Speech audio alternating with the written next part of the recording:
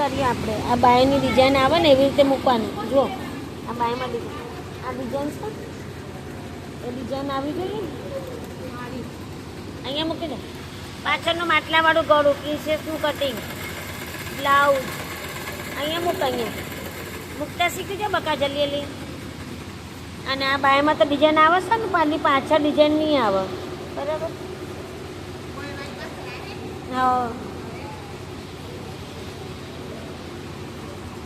ગોઠવતા શીખી જાઓ ફટાફટ. પેલું પેલી બાજુ મૂકી દો.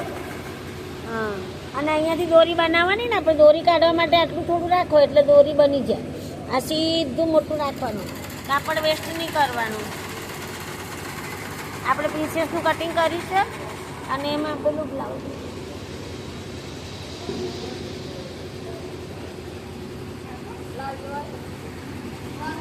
પાછળનું માટલું કર્યું છે અને બીજાનું ગળું આપણે બનાવ્યું એ આપણને આ અલગ ડિઝાઇનવાળું બનાવ્યું છે.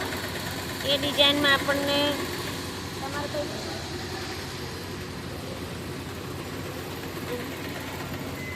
અને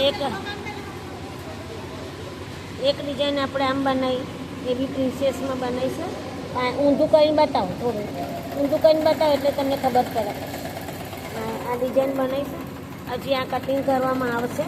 પછી આ ચોરસમાં અહીંયા પેલી પોટલી બનાવવાની અને એક ગળું આવી રીતે બનાવવામાં આવ્યું છે પાન આકારમાં, ગોળાકાર. એ છે ને આપણે ગળું બનાવવાનું. જો વિડીયો સારો લાગ્યો હોય તો લાઈક કરજો, સબસ્ક્રાઈબ કરજો, શેર કરજો. પ્રાર્થનાબેન સીવણ ક્લાસ. ઓકે બહેનો, બાય.